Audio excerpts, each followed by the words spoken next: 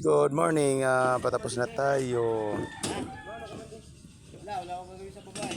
Doon ka lang sa baba. Aluan mo daw yung si kuya kay mag-plastering yun.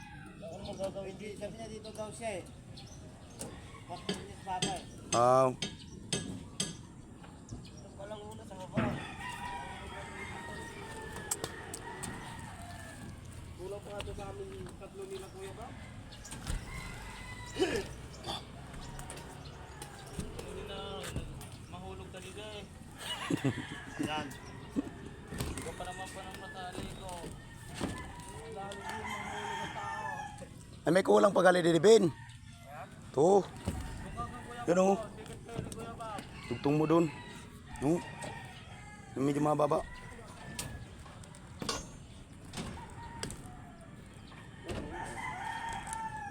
Wala yan. Tulad dito, Jay. Ayun ang pag ano-ano pa.